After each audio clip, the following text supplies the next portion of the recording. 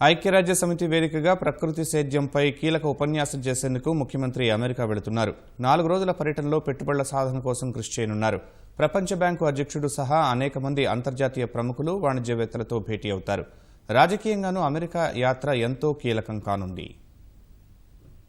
America పర్యటనకు వెళ్తున్న ముఖ్యమంత్రి చంద్రబాబు సుస్థిర సేద్యానికి ఆర్థిక చేయూత, అంతర్జాతీయ సవాళ్లు, అవకాశాలు అనే అంశంపై ఐక్యరాజ్యసమితి ప్రధాన కార్యాలయంలో జరిగే సదస్సులో పాల్గొంటారు. భారత కాలమానం ప్రకారం 25వ తేదీ తెల్లవారుజామున జరిగే ఈ కార్యక్రమంలో చంద్రబాబు కీలక ప్రసంగం చేస్తారు. ప్రకృతి సేద్యంలో ఏపీ ఎదిగిన తీరును వివరిస్తారు. 2024 నాటికి 60 లక్షల మంది రైతుల ద్వారా 2 కోట్ల ఎకరాలకు ప్రకృతి సేద్యాన్ని విస్తరించడమే లక్ష్యమనే విషయం ప్రస్తావిస్తారు. ఈ కార్యక్రమంలో భాగస్వామ్యానికి ముందుకొచ్చే సంస్థలతో ఒప్పందాలు కుదుర్చుకునేందుకు పర్యటనను వినియోగించుకోనున్నారు. రాష్ట్రంలోని ప్రకృతి వ్యవసాయ క్షేత్రాలను సందర్శించాలని ఆ రంగానికి చెందిన నిపుణులు, వాణిజ్య సమూహాలను సీఎం ఆహ్వానించనున్నారు.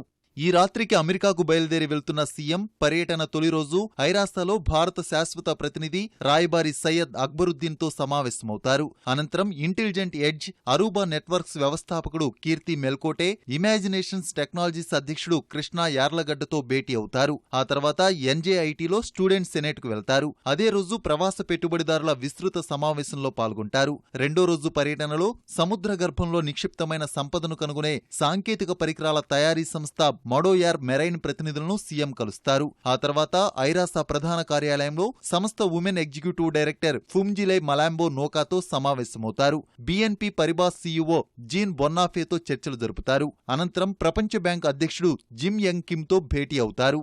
మూడో రోజున సుస్థిరాభివృద్ధి ప్రభావ సదస్సులో సీఎం పాల్గొంటారు. శీఘ్ర, సుస్థిర ఉత్పాదకత అనే అంశంపై సంయుక్త పత్రాన్ని సమర్పిస్తారు. గూగుల్ ఎక్స్ ఉపాధ్యక్షుడు టామ్ మూరే, ఎఫ్శాక్ ప్రాజెక్ట్ హెడ్ మహేష్ కృష్ణస్వామితో చంద్రబాబు సమావేశమవుతారు. ఆర్టిఫిషియల్ టెక్నాలజీ పెట్టుబడిదారుల రౌండ్ టేబుల్ సమావేశంలో పాల్గొంటారు. ఆ తర్వాత అమెరికా, భారత్ వ్యూహాత్మక భాగస్వామ్య వేదిక ప్రతినిధులను కలుస్తారు. 4వ రోజు పర్యటనలో ఎయిర్టెల్ అధిపతి సునీల్ భారతి మిట్టల్తో సమావేశమవుతారు. అనంతరం కొలంబియా వర్సిటీని సందర్శిస్తారు. అనంతరం బిజినెస్ రౌండ్ టేబుల్ భేటీలో ప్రసంగిస్తారు.